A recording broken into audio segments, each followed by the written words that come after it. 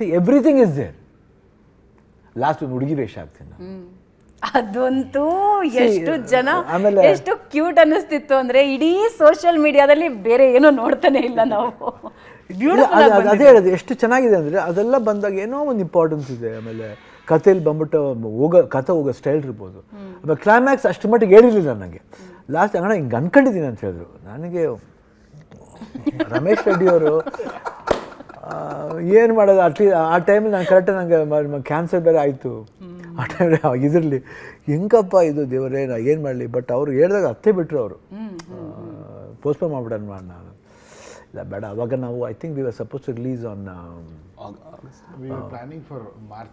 March April ಇಲ್ಲಾಂದರೆ August at the most. ಈಗಾಗಲೇ August ಮಾಡಬೇಕಂತಲೇ ಇದ್ದಿದ್ದು ಪ್ಲ್ಯಾನ್. ಆಮೇಲೆ ಅದಕ್ಕೆ ನಾವು ಹೋಗೋಕ್ಕೂ ಮುಂಚೆ ಡಬ್ಬಿಂಗ್ ಗಿಬ್ಬಿಂಗ್ ಮುಗಿಸ್ಕೊಬಿಡೋದು. ಅವ್ರು ಮಾಡ್ಬೇಕಾದ್ರೆ some of that power took me. Upendra, Raj B Shetty, everybody that cooperation ಇರ್ಬೋದು. ಆ್ಯಂಡ್ ಅವರೆಲ್ಲ ಅವ್ರ ಜೊತೆಲಿ ಇದ್ದಿದ್ದೆ ಒಂದು ಪವರ್. ಫ್ಯಾಮಿಲಿ, ಗೀತಾ, ನಿವಿ, ನಮ್ಮ ಫ್ರೆಂಡ್ಸು, ಎಲ್ಲರೂ ಇರ್ತಾರೆ ಜೊತೆಲಿ. ಇಂಡಸ್ಟ್ರಿ ಇತ್ತು.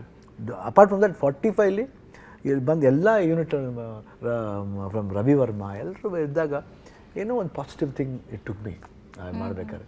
So it was amazing actually. ಅದಕ್ಕೆ ಮುಂಚೆ ನಾನು ಕ್ಲೈಮ್ಯಾಕ್ಸ್ ಬಗ್ಗೆ ಹೇಳಿದ್ರು, ಹಿಂಗಿದೆ ನಾನು. ಅದು ಹೆಂಗೆ ಪ್ರೊಡ್ಯೂಸರ್ ರೆಡಿ, ಎಲ್ಲದಕ್ಕೂ ರೆಡಿ. ಅವ್ರಿಗೆ ರಮೇಶ್ ರೆಡ್ಡಿ ಅವರು ಹೆಂಗೆ ಅಂತ ಗೊತ್ತಿಲ್ಲ. ಇಲ್ಲ ಅಣ್ಣ ಮಾಡೋಣ ಅಣ್ಣ ಏನು. ಐ ಥಿಂಕ್ ರಮೇಶ್ ರೆಡ್ಡಿ ಅವರ hats off to you, great person. And ಇಲ್ಲೂ ಅಷ್ಟೇ ಡೇಟ್ಸ್ ವೈಸ್ಲಿ. ಆಮೇಲೆ ಯಾರು ನಮ್ಮ ಪಾತ್ರ ಎಷ್ಟು ಬರ್ತದೆ ಯಾರು ಉಪೇಂದ್ರ ಕೇಳಿಲ್ಲ, ನಾನು ಕೇಳಿಲ್ಲ, ರಾಜ್ ಬಿ ಶೆಟ್ಟಿನೂ ಕೇಳಿಲ್ಲ. We all came like students, we were like students.